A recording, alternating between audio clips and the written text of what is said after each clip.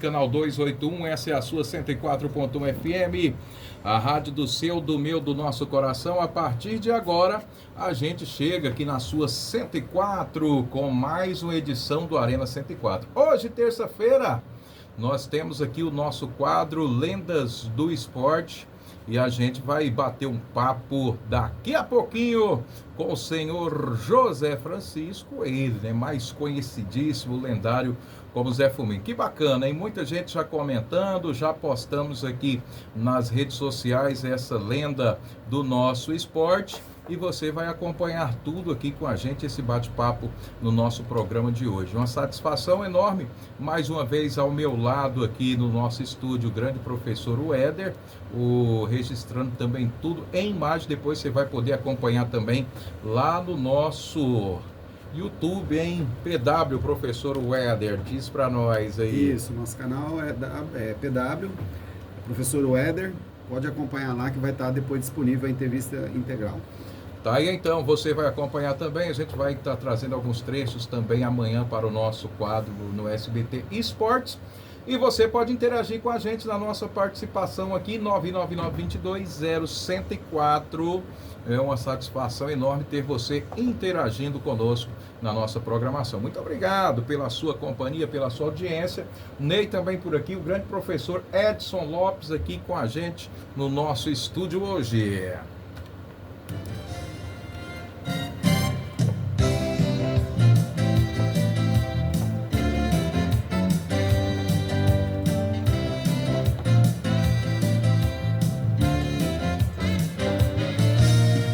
Meio-dia e 7. Vamos então começando.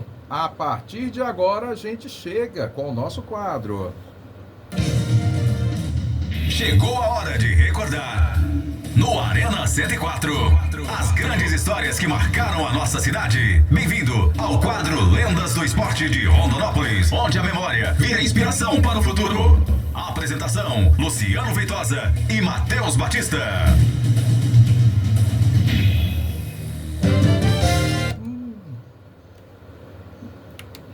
Muito bem, gente boa. Luciano Feitosa vai fazer a sua participação aqui também com a gente, mas não ao vivo aqui do nosso estúdio, mas vai estar por aqui registrando também a sua participação. 12:08, trazendo aqui um pouco dessa rápida biografia do senhor José Francisco da Cruz, o nosso lendário Zé Fuminho. José Francisco da Cruz, o nosso querido Zé Fuminho, carrega no coração uma história construída com coragem, trabalho e um amor inabalável pelo esporte.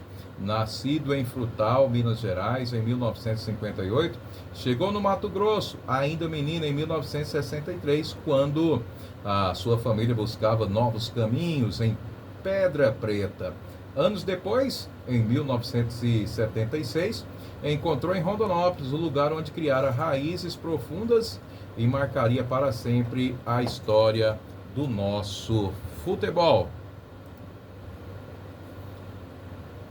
Zé Fuminho é daqueles homens raros que aprenderam cedo o valor da luta diária. Antes do futebol, foi ferramenteiro, serralheiro, funcionário de escritório e em 1979 se tornou comerciante, abrindo a sua própria serralheria. Um batalhador que nunca teve medo de recomeçar. Mas apesar de todas as profissões, havia um lugar onde o seu coração realmente pulsava mais forte: o esporte. Durante mais de uma década, de 1980 a 1992, dedicou o seu tempo, a sua energia e os seus sonhos ao futsal, especialmente no Base Atlético Clube. No futebol de campo, participou do Raquinho e chegou à segunda divisão. Cada treino, cada partida e cada vitória eram vividos com a paixão de quem realmente acredita no poder transformador do esporte. Em 1992, assumiu um dos desafios mais marcantes da sua vida, a presidência do União Esporte Clube. Com humildade e coragem, guiou o clube entre fevereiro a dezembro daquele ano, sempre ouvindo, ajudando e fazendo o melhor que podia, como sempre.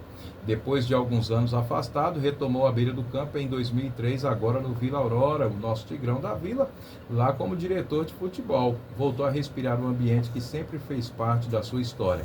Até hoje segue como sócio do clube, carregando no peito o orgulho de quem ajudou a construir capítulos importantes daquela camisa. Em 2007, deu um passo gigantesco, tornou-se cofundador do Rondonópolis Esporte Clube, em movimento que marcou definitivamente o seu nome na história do esporte da cidade. Hoje, mesmo após tantas décadas dedicada às categorias de base, aos clubes e às pessoas, Zé Fuminho continua firme na missão atual realizada com carinho na Arena Operário. É abrir portas para os meninos que sonham com o futebol, especialmente os garotos do Sub-17, que terão nele um farol de esperança a partir de 2026. Zé Fuminho é mais do que um dirigente, um torcedor ou um atleta. Ele é guardião da história esportiva de Rondonópolis, um homem que acredita que pode transformar da oportunidade um exemplo que o esporte não é apenas jogo, é vida, é legado, é paixão. Seja bem-vindo, Zé Fuminho, bem-vindo aqui à nossa programação do Arena 104. Matheus, linda história aí do nosso querido Zé Fuminho, um patrimônio rondopolitano. E nós esquecemos de falar aí que é um apaixonado flamenguista, um torcedor apaixonado flamenguista. Aí, se brincar, torce mais do que o presidente do Flamengo, segundo ele, tá? Aí sim. Boa tarde, Zé. Bem-vindo aqui no Arena 104. Satisfação em receber você por aqui. Muito boa tarde a você, Matheus, que eu estou conhecendo, ao Éder, que eu já conheço. E estou aqui à disposição de vocês para responder o que vocês perguntar sobre a nossa passagem aqui para o Rondonópolis, já longa, e espero aqui terminar. Ô Zé, aqui para sempre. Que bom, né? Que bacana você que chegou aqui, a gente falou, né? Chegando aqui em Rondonópolis na década já de 70 e fazendo já o seu trabalho como esportivo. Vem com a gente aqui, a primeira pergunta que a gente gosta sempre de saber, como é que começou essa sua história com o esporte, essa sua história com o futebol? A realidade é que eu sempre fui ligado ao esporte. E na Pedra Preta, meu apelido era Zé Fominha, que eu jogava bola de manhã, à tarde e à noite. Olha só. Quando mudei para Rondonópolis, fui trabalhar num escritório que tinha um rapaz que chamava Fuminho. Esse rapaz jogou no Cruzeiro, jogou em grandes times, ele está no exterior, Vanderlei. E o pessoal ligava lá para falar com o Fuminho, que jogava muito bem, e o pessoal me chamava, porque o apelido parecia. Aí eu ia jogar, os caras chamavam, só que chegava lá, eu sempre fui ruim de bola. Aí eu falei, bom, como eu não consigo me tornar um jogador e não consigo viver sem bola, eu vou começar a organizar o futebol para a meninada que não tem a condição de jogar. E foi aí que tudo começou. E aí começou os trabalhos então com o futebol da garotada. E onde foi você deu os primeiros passos assim no comando dessa garotada para o futebol? Porque... Foi em 79, no futsal. A gente fundou uma equipe que chamava Base Atlético Clube. Eu fiquei até assumir a presidência da União em 92. Isso foi em 79, comecinho de 80. Isso aqui em Rondonópolis? Aqui em Rondonópolis. E onde que se praticava futsal nessa época? Na antiga BR, que depois virou Canadá, e depois a gente passou para o EMOP, e aí foi indo, chegamos a vice-campeão do estado, aqui nós ganhamos tudo quanto é tipo de troféus, nós tinha da categoria pré-mirim até o veterano, vamos dizer assim. Né, tem um companheiro da imprensa de vocês que jogou muito tempo comigo, desde garoto, o Agnello. Agnello. Que hoje é um apresentador de televisão, tal, um cara famoso aí. E uma que traz o meu legado no futebol foi que eu tinha mais ou menos 80 garotos no futsal. E 90% desses garotos hoje são de nível superior. Um é médico, outro é advogado, outro é agrônomo. Você entendeu? E eu fico muito feliz com isso. Tem um pouco de tristeza porque às vezes falhei em alguma coisa e algum deles não deu certo.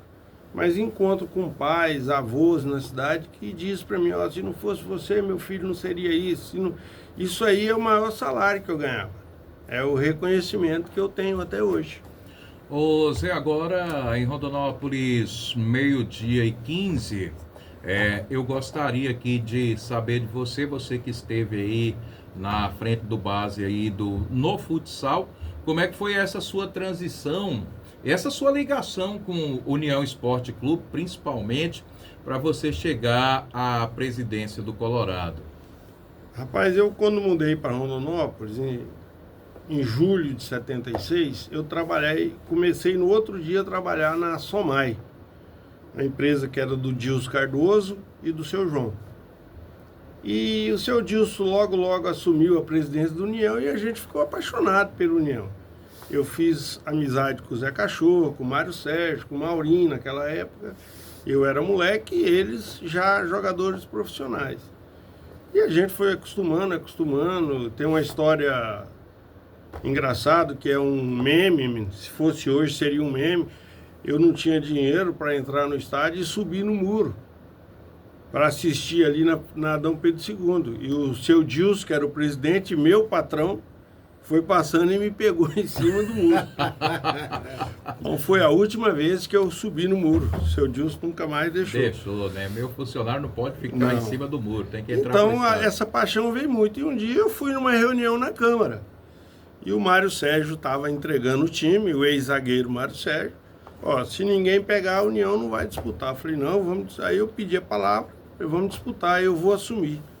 Mas eu era um pequeno serralheiro, e aí foi motivo até na época de meio que chacota, e a gente conseguiu montar um time só com jogador local, só tinha um de fora que era de Cuiabá, podia se dizer local, que é o Bibil, e a gente ficou em terceiro lugar no campeonato.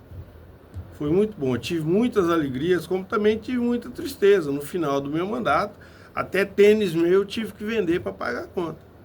Né? Minha esposa era funcionária pública na época e quando ela ia receber, o pessoal sabia, então no outro dia de manhã tinha 3, 4 jogadores na porta de casa para receber. A gente já pegava o cheque dela e passava, que ela pegava do Bemate. E foi naquela vida, eu praticamente fechei a firma e família de quem é dirigente de futebol, profissional e até mesmo amador, sofre muito, porque o maior tempo nosso, nós estamos longe da família. Eu não vi, meu filho hoje tem 41 anos, eu não vi o nascimento e o crescimento do meu filho, porque quando eu saía de manhã, ele estava dormindo. Quando eu voltava à noite, eu chegava depois do treino na antiga BR, ele estava dormindo. Final de semana eu ia para campo jogar futebol de campo, eu jogar no domingo e no sábado à tarde a molecada. Então eu não vi meu filho crescer. Passei a conviver com meu filho, ele já estava com 20 e poucos anos. Mas é uma grande pessoa e gostaria de deixar o relato aqui que nessas andadas aí eu indo para Cuiabá na volta, acho que a conversa, e a ida e a volta, foi ele falando do senhor e falando bem. Ele admira muito, o Arthur deve estar ouvindo com a gente e garanto que ele é apaixonado, tudo na vida dele ele faz pensando no senhor e no filho dele, do Renzo. Então é um grande homem, um grande ser humano, o Arthur, e com certeza ali, eu sei que o senhor sabe disso, mas ele é apaixonado pelo senhor e acho que assim, o senhor formou um grande homem, um grande caráter, e eu acho que essa é a nossa função, né? É o que eu te disse naquela fala anterior, não é só futebol, né, cara? A gente tem que trabalhar de todas as formas. Eu estou convivendo com o Arthur dos últimos 8 anos, morando na mesma casa. Então a gente tem uma vida boa. E ele e o Renzo, nós demos uma sorte. É a Val, que é minha esposa, que é nosso suporte, é nossa âncora, faz tudo para ele, para mim, para o meu neto, né? Agora mesmo estava saindo para cá, ela veio me dar meus chás, porque ele tem meus problemas de saúde, que ele deve ter comentado com você, mas é maravilhoso. Agora, eu não seria se eu não mexesse com esporte. Agora em Rondonópolis, 12h19, nós estamos aqui no bate-papo com o nosso queridíssimo Zé Fuminha aqui, o Zé Francisco, essa lenda do esporte aqui do estado de Mato Grosso. Nós vamos fazer o nosso intervalo. Na sequência, a gente continua o nosso bate-papo por aqui. Continue com a gente aqui na nossa 104 FM. Em Rondonópolis, agora 12h25. Aquele abraço para você que nos prestigia por aqui. O nosso papo com ele, a nossa lenda José Francisco. contando um pouquinho do seu começo, da sua trajetória. Ele já falou aqui do Colorado, né, que ele já esteve à frente também, montando o time, passando aquele perrengue, Zé, como todo dirigente de clube, principalmente de clube, igual o União Esporte Clube, se não for, como se diz o povo, se não for com sofrimento, a coisa não vai, né? O Edson Lopes está aqui no estúdio também, sabe como é que é essa situação.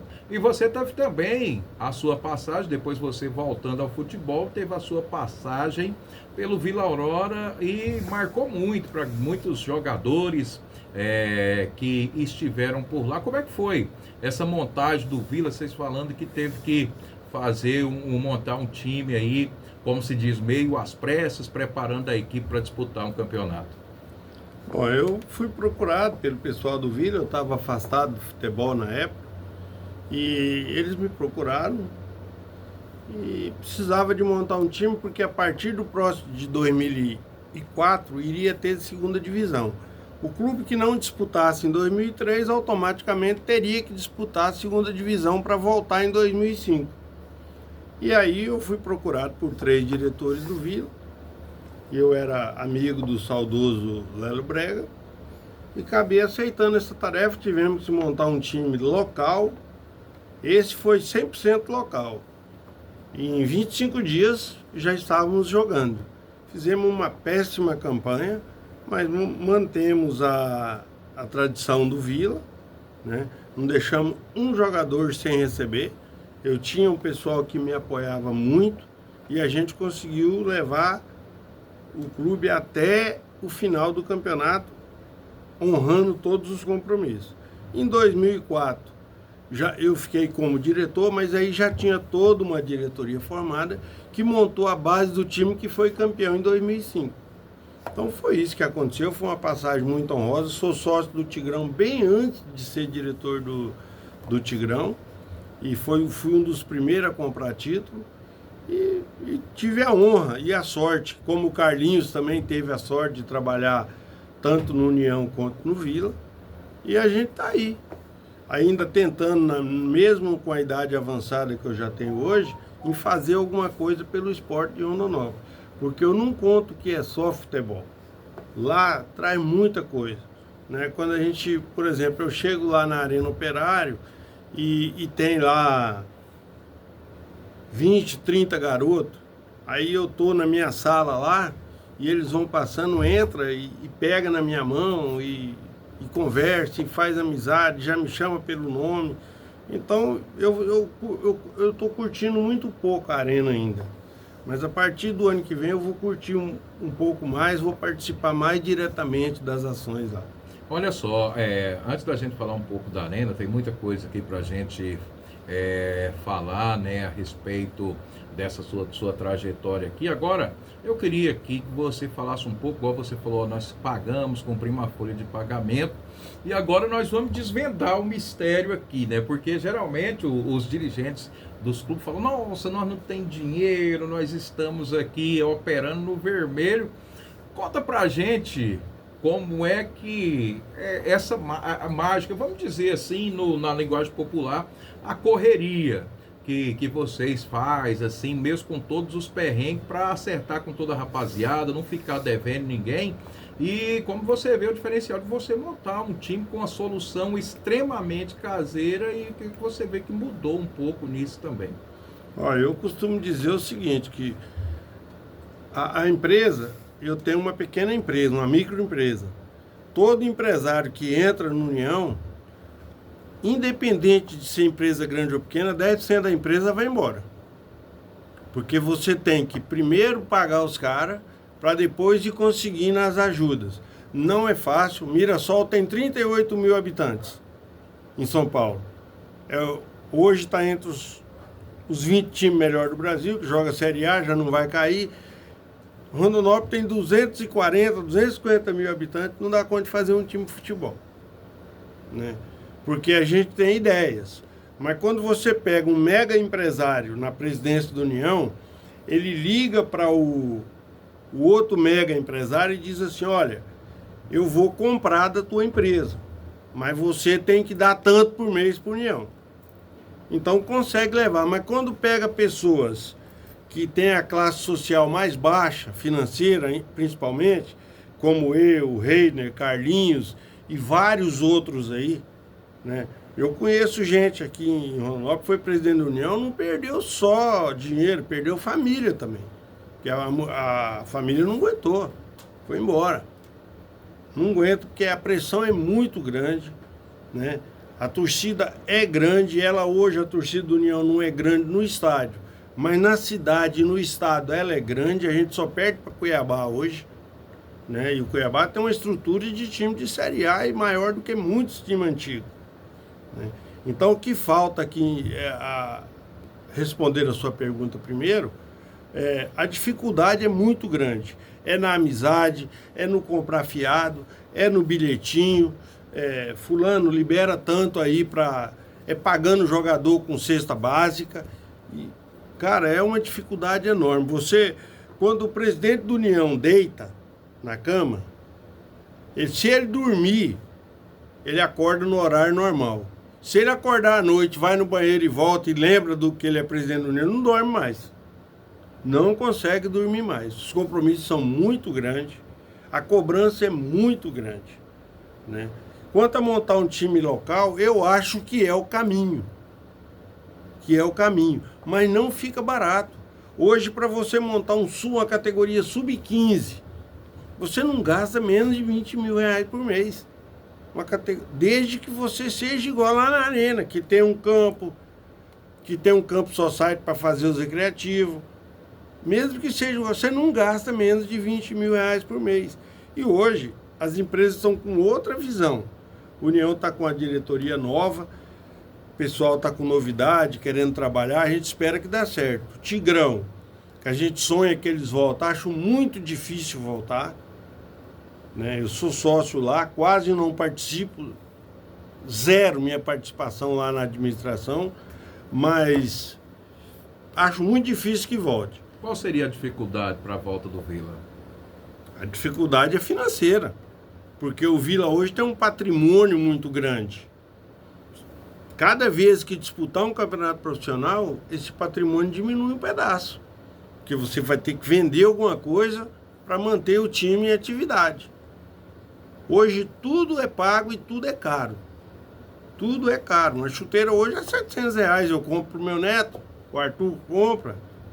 Um tênis hoje, um tênis bom para um atleta treinar, R$400, R$500. E não é do melhor, né? Hoje nós temos aqui em Rondonópolis 240 mil habitantes e não temos um time de futebol para disputar uma Série D, uma Série C, né? Aí o time faz uma negociação para entrar um dinheiro para pagar. Quando o dinheiro entra, a justiça vai lá e bloqueia aquele dinheiro, porque tem N ações lá. Então teria que fazer um trabalho de base, começar com base, com garoto de sub-13, para quando esses garotos, um trabalho a médio prazo de 5, 6 anos, para esses garotos chegar no sub-20, voltar para uma Taça São Paulo, chamar a atenção de empresários, para poder conseguir. É o que eu vejo aí, ouço aqui na rádio, ouço na outra rádio, que essa diretoria nova vai fazer. Porque se for depender de ter dinheiro, descapitalizar, ninguém vai fazer isso. Agora, eu vou fugir um pouco do nosso roteiro aqui, Éder, porque esse papo aqui é interessante com o Zé e a gente falando com uma verdadeira além da experiência. Quando você cita isso, Zé, aí você tem toda a experiência em 3 clubes aqui em Rondonópolis. Daqui a pouquinho nós vamos falar do REC também, mas eu vou agora falar com você a respeito da visão de torcedor, porque para nós, imprensa, para quem realmente, professor Éder, que trabalha com a base, acho que um caminho a longo prazo para você conseguir uma evidência, um destaque, conseguir uma estabilidade, vem por aí. Mas por outro lado tem aquela cobrança também por parte do torcedor, que ele quer uma resposta imediata, um time bom, competitivo, que tem que estar brigando sempre lá na cabeça. Qual seria a sua visão para tentar conectar essas duas situações? Essa fórmula não existe. Essa não tem, né? Não tem. Quando foi começar o Campeonato Brasileiro, todo ano eu faço a relação de quem vai cair. O meu primeiro time que ia cair seria o Mirassol. Contratou 70% de jogador acima de 33 anos. Falei, isso aí não vai dar certo. Não vai dar certo. E deu. Então, futebol é assim. Tem que dar liga, tem que ter gente que gosta. Porque não adianta nada o cara ter dinheiro. Se ele não gosta do futebol, não adianta. Essa história de dizer que, não, mas tem que contratar treinador competente, tem que contratar jogador bom. Se o cara que está pegando do lado mais pesado não participar, não funciona. Não funciona. O maior exemplo está aí agora. O Vini Júnior está com problema com o Xabi Alonso no Real Madrid. Né? Ou o presidente corta uma das duas cabeças, ou o Real Madrid não vai ganhar nada esse ano. Aí o presidente é um torcedor. Não adianta, mas o fulano é torcedor. Todos os caras que são de direção do Mirassol são torcedores. E eles só estão pondo porque está dando certo. Se der errado, todo mundo para de pôr. Essa fórmula não dá certo. Só tem dois jeitos de fazer futebol. Ou você tem muito dinheiro para bancar tudo e já começar lá em cima, ou você começa de baixo e trabalha com prazo médio de 5 a 8 anos para ter resultado. Não existe outra forma. Não tem milagre no futebol. Juiz não erra para time ruim. Todos os erros de árbitro você pode pensar. É para o Palmeiras, aqui no Brasil, é para o Palmeiras ou para o Flamengo. Os erros são para esses dois times. Você não vê eles errando para o Juventude. Você não vê. Zé, nessa mesma linha, nesse raciocínio, eu ia perguntar o que o senhor acha da SAF, né? Até porque está cogitando muito União, de virar SAF, ou de repente seria uma solução para o Vila Aurora, uma SAF. O que o senhor acha da visão? A gente sabe que tem SAF de sucesso, mas também tem SAF que não deu certo também. Eu gosto mais do clube empresa do que da SAF. Porque o clube empresa, você pode fazer um limitada com 5 sócios e você tocar o time da cidade. A SAF é diferente. Uma pessoa só, o Éder ou o Mateus, os dois compram União. Quem manda é vocês. Vocês podem comprar até 90% do clube, mas não pode. Até 90%. O clube, a associação teria que ficar pelo menos com 10%. Certo? Aí tem todas como se diz, eu não sou letrado, então fica meio difícil para mim. Mas fica... Porque assim, tem todos os encargos sociais que uma associação como é a União e o Vila hoje não tem. Mas mesmo assim, você tem que pagar impostos, tem que pagar uma série de coisas. Porque você pode até conseguir ser uma utilidade pública. Mas utilidade pública é para você não pagar IPTU, para você não pagar... Mas os impostos, o FGTS, INSS, férias, 13º, você tem que pagar. Não tem jeito. E isso fica caro. Fica caro. Eu não gosto da SAF. A SAF é dono. O clube empresa é uma sociedade. É a mesma coisa. O sentido é o mesmo da SAF. É enxugar, é trabalhar como administrador mesmo. Não deu certo. Porque, por exemplo, você pega uma SAF. Amanhã é a final do campeonato da 2ª divisão de Mato Grosso. O clube é uma SAF. O meu melhor jogador é o Mateus. Aí o cara fala, aqui no contrato do Mateus, a multa dele é tanto. Eu vou pagar, mas ele não vai jogar amanhã. É assim que a SAF funciona, ele não joga amanhã. Porque o cara pagou, é um negócio. Eu não gosto de SAF. Agora, tem clube que se não virar SAF vai fechar as portas. Vai fechar as portas, porque não tem condição de tocar. Em Rondonópolis, 12h40, daqui a pouquinho nós voltamos aqui com o nosso bate-papo com o seu José Francisco, Zé Fuminho, aqui na nossa resenha da Lenda do Esporte.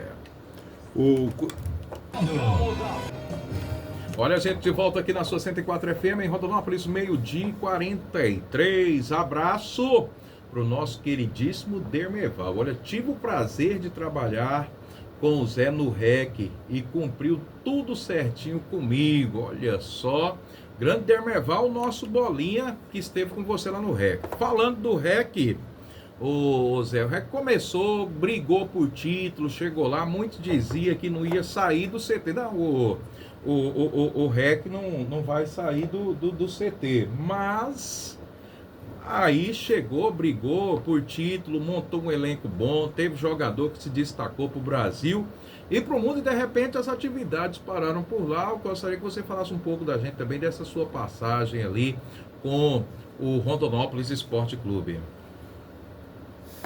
Ah, pai, foi muito legal. A gente estava no Tigrão ainda, comecei a conversar com mais 4 amigos e a gente teve a ideia, adquirimos a área e começou a funcionar. Mas nós cometemos um pequeno erro. Nós começamos muito rápido no profissional. Nós tínhamos que ter trabalhado 3, 4 anos só na base. Mas no segundo ano nós já fomos profissional. O profissional desgasta demais, dá muita confusão, dá muito bate-boca. E no futebol isso é direto. E aí foi desgastando, eu fiquei no REC 5 anos. Saí em 2012, agosto de 2012. 2007 a 2012. E o REC chegou a ser, cara, isso dá um orgulho danado na gente. 48ª categoria de base do Brasil. Que foi revelado vários jogadores, né? Inclusive hoje o Valdívia joga, numa segunda divisão, mas joga na Coreia, né? Jean Patrick jogou no Japão, né? Jean Patrick era um grande jogador. E como outros que a gente não... Tá no Cuiabá ou... Teve no Cuiabá também, teve no Sport Recife, Ponte Preta. Não, mas tem um jogador agora que tá no Cuiabá que foi da base do REC. Eu esqueci agora, a gente comentou um atacante. Rapaz, é o Jader? O Jader passou pelo... Jader jogou com nós, Edinho? Então, são vários jogadores. Né? São vários jogadores. E a própria Ana Vitória, do futebol feminino. Isso. A Ana Vitória convivia mais com o Márcio, que comandava o Márcio, que hoje é da academia, que comandava o departamento amador nosso. A gente tinha alojamento, tinha tudo, tava tudo indo para dar tudo certo. E de repente, por isso ou aquilo, não deu certo. Que eu não quero abrir aqui para evitar polêmica, são todo mundo conhecido meu, né? Mas a gente foi um grande prazer o REC. A gente falou que tinha tudo para dar certo e ainda é um caminho para olhar. Por que o REC conseguiu ser até campeão de uma Copa Mato Grosso e não deu certo? Espaço curto, né? Então vamos fazer aqui agora, mais ou menos como eles fizeram, mas não errando como eles erraram. Que aí vai dar certo. Agora, você começar, se tivesse jeito mesmo de começar com a União Esporte Clube e fizesse um clube, porque a União já tem um nome hoje no Brasil inteiro, como profissional. Né? Acredito, o Edinho está aqui, mas acho que foi o clube que chegou mais longe na Taça São Paulo, né? Foi o REC, né? Naquela geração. Exatamente. Do Valdívia, ela chegou às 8ª, se eu não me engano. Foi. Então foi... E acho que perdeu. E o Valdívia foi o artilheiro da Copa São Paulo. O artilheiro da Copa São Paulo. O Daniel, que era o goleiro hoje, joga nos Estados Unidos. Né? Joga nos Estados Unidos. Jogou titular do Inter, chegou a ser titular do Internacional de Porto Alegre. Aí foi para os Estados Unidos, foi vendido para lá, joga lá. Então tem grandes frutos. Então é um caminho a seguir aí. Mas é muito difícil, na atual conjuntura econômica e política do país, você hoje montar uma equipe de futebol. Eu não sei se você é de São Paulo, Éder, mas se você vê que grandes times do interior de São Paulo estão praticamente fechados. Você não vê falar mais nos clubes. Os clubes acabou. Rio de Janeiro, você via falar, vou falar do Rio. Olaria, São Cristóvão, Bom Sucesso. Você não vê mais falar nesses clubes. Hoje você vai falar em Sampaio Corrêa, no Rio de Janeiro. Aí você vai ver, é uma SAF do empresário, é um clube empresa, que não tem como seguir. Não tem. Você vê, Dom Bosco, Cuiabá, você não vê falar, o Operário daquele jeito, o Mista daquele jeito, apesar da família do Antero agora ter assumido que... Junto com o Dorileu ali também, com o Dorileu, tal, que vai tentar reativar o misto. Mas as antigas coisas do futebol, elas continuam atrapalhando as atuais. Porque na minha época, que eu era presidente do União, eu ligava no restaurante e falava, União vai almoçar aí hoje. Hoje não funciona assim. O cara fala, você tem meu QR Code? Manda para mim tanto aí. Então, se você não tiver uma estrutura financeira capaz de suportar isso, não adianta começar. A gente está querendo, a partir agora você não perguntou, mas eu vou te falar, de 26, a montar um sub-15, talvez um sub-17 na arena. É caríssimo. Se eu não conseguir parceiro, eu não consigo montar. Eu não consigo montar. Porque você não vai montar um time para treinar só à noite. Você não vai conseguir competir, né? Não adianta a gente fazer time pequeno. Aqui nós temos... Qual que é o nosso objetivo aqui? É bater o Cuiabá. Chegar numa série C. Porque a série D não compensa, mas você tem que passar por ela para ir. E é muito difícil se você não tiver toda uma estrutura. Toda uma estrutura atrás que te dê apoio financeiro e técnico. Financeiro e técnico. Mas hoje você vai montar uma estrutura aqui, você vai trazer um administrador. Que nós não sabemos administrar aqui. O cara é muito bom para cuidar da firma dele, o cara é muito bom para cuidar da fazenda dele, mas não sabe mexer com futebol. Ele não sabe mexer com futebol. Tá, o exemplo, o Corinthians. Hoje se você só tem duas opções. Palmeiras é um dos melhores times do Brasil. Tá brigando aí cabeça a cabeça com o Flamengo. Mas você põe sua propaganda no Corinthians ou no Palmeiras? Você põe no Corinthians. Quer dizer, o Corinthians tem tudo para ser um dos maiores, mas não tem organização. E aqui a gente precisa disso. E não tem jeito de você fazer uma estrutura dessa e não pôr um Carlos Rufino, não chamar as pessoas que entendem do negócio. Né? Já chegou a acontecer aqui, o professor Edinho está aqui, trabalha comigo na Arena, é meu sócio lá na Arena, ele e o Paulo, Bagagem. Já chegou a época aqui do Edinho treinar o time de futebol da cidade, classificar o time para a Taça São Paulo, aí treinava o time setembro, outubro, novembro, chegava em dezembro, 30 dias para começar a Taça São Paulo, eles traziam um ex-jogador para treinar o time e tiravam o Edinho. Aí é sacanagem. E não foi uma vez só que aconteceu isso aqui, aconteceu no Vila, aconteceu no União. Então são esse tipo de coisa que a gente tem que conversar para não acontecer. E não é fácil. Hoje eu mandei ontem um vídeo de um menino para um empresário do Rio, que eu fiz amizade através do Dr. Francisco. A resposta que ele me deu no celular foi o seguinte: eu vi o vídeo do menino, eu quero saber se ele tem alguém que cuida da carreira dele. O guri tem 13 anos para 14 anos.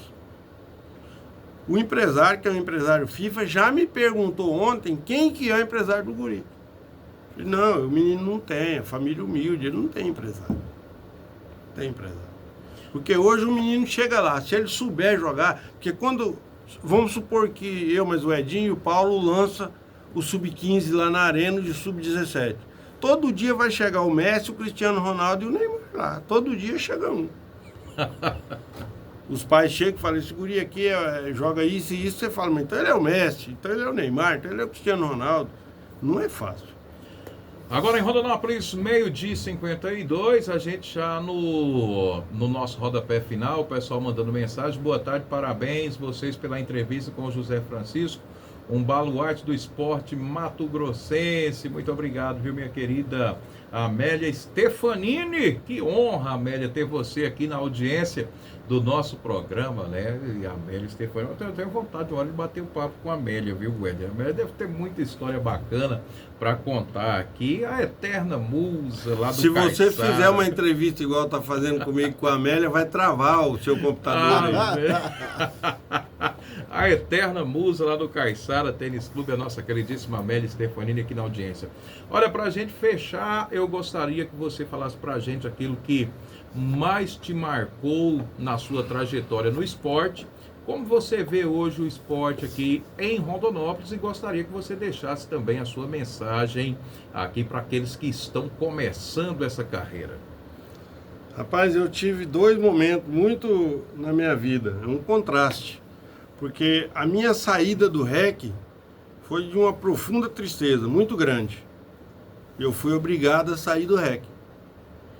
E quando assumi a presidência da União, eu também, quando cheguei em casa, que falei para minha esposa na época, infelizmente, que Deus a tenha, ela já faleceu, que falei para ela que eu tinha assumido União, tal, ela falou, nossa, por que você fez isso sem falar comigo? Eu falei, agora eu já fiz, agora você tem que me ajudar. Então foi a alegria de ter assumido União, de ser presidente da União, de ter conhecido o Orione, um cara que me abraçou de uma maneira, né, eu sei que está acabando, mas um dia a gente estava almoçando lá em Cuiabá, ele falou para mim, rapaz, o dia que você entrou na sala do arbitral e se apresentou como novo presidente da União, eu abaixei a cabeça e falei assim, agora a União acabou de vez. Olha só. E aí, ele depois, menos de 3 meses depois, ele reconhecer que o meu trabalho, a minha, né? Eu tive muitas alegrias na União. Um dia eu abri a tribuna, estava escrito lá assim, José Francisco da Cruz, o melhor presidente que a União já teve.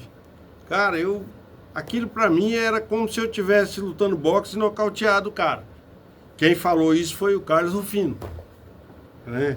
Fiz grandes amigos na União e tudo, mas essa foi minha maior alegria no esporte. No futebol, também a maior tristeza foi a minha saída do REC. Porque a gente estava num momento melhor que o Cuiabá. A gente ia superar o Cuiabá.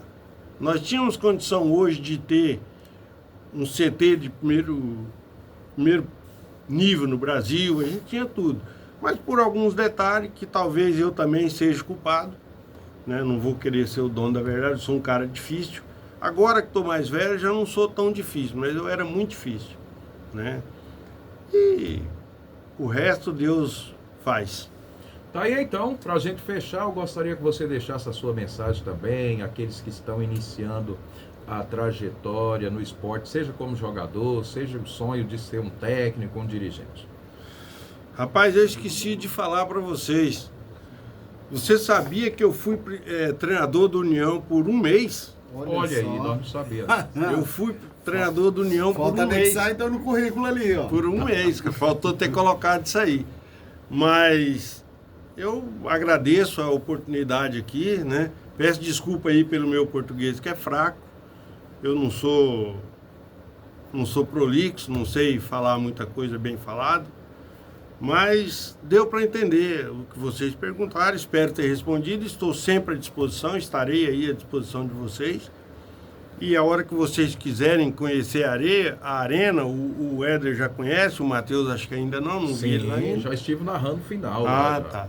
Então, a hora que quiser fazer um joguinho lá, até o campo aqui ficar pronto, fala com a gente coloca à disposição. E eu peço a todos os desportistas, os empresários, que ajude o esporte em Rondonópolis. Nós precisamos de tirar muita molecada da rua aí, principalmente na região da Arena hoje, que é a região mais rica de Rondonópolis, né? Que você vê que os maiores condomínios, e tem criança que não tem condição de comprar uma chuteira para treinar, não tem condição de pagar uma mensalidade. Fala, mas como que você cobra uma mensalidade de uma criança? Porque você tem manutenção do espaço físico. Se você não cobrar, você não consegue manter aquilo lá, bons professores, né? A arena daquele tamanho que você conhece lá, que é pequeno, nós tinha 5 funcionários. Agora vai ser, o Edinho fala, agora eu vou respirar, porque nós vamos fechar o dia 20 de dezembro, vamos abrir só em fevereiro, então nós vamos respirar, porque o dinheiro que entra é mais curto que o dinheiro que tem que sair. Então a gente espera que todo mundo que gosta de esporte ajuda, leva seu filho. Né? Lá na arena, a gente estava lá com 5 garotos autistas. Eles entram de um jeito, vai embora de outro. Futebol, cara, é muito bom para quem participa. Né? Às vezes cansa. Mas se tiver pessoas como o Edinho, como o Paulinho e como vários outros, né? Como o Éder, como o Maza, tem que ter essas pessoas. E para ter essas pessoas tem custo. Que os grandes empresários cheguem lá são mais de 50 escolinhas, fala, eu quero dar 10 bolsas, vai na outra escolinha, eu quero dar 5 bolsas. Se o cara der uma bolsa, já está ajudando muito, entendeu? Muito obrigado e de coração. Eu não esperava que fosse tão bom como foi. A gente que agradece, é sempre uma satisfação, um aprendizado. Professor Weder, boa tarde, obrigado mais uma vez pela presença, pelo apoio, pela parceria. Gostaria de agradecer o José Francisco aqui, o Zé Fuminho, por vir aqui e dar essa aula, né? Foi uma aula aí de como a gente pode melhorar o esporte em nossa cidade, contando toda a trajetória. Obrigado ao Edson Lopes também, e o filho o Arthur, que fez todo o intercâmbio aí para ele poder vir aí, fez. Então, assim, muito obrigado mais uma vez aí a rádio por abrir esse espaço para estar trazendo ao Rondopolitano essas histórias maravilhosas. Lembrando que hoje tem rodado o Campeonato Rural em Três Pontes, Mata Grande, Naboreiro. Obrigado, Sidão do Esporte, obrigado ao grande Zé, valeu mesmo. Vamos agora registrando o momento naquela foto, enquanto a gente prepara aqui para recebermos daqui a pouquinho a nossa queridíssima Ale Lima com o Show da Tarde aqui na sua 104 FM. Mais uma vez você ouviu o nosso quadro Lendas do Esporte hoje, realmente com essa grande bandeira quadriculada do nosso futebol mato-grossense, o senhor José Francisco.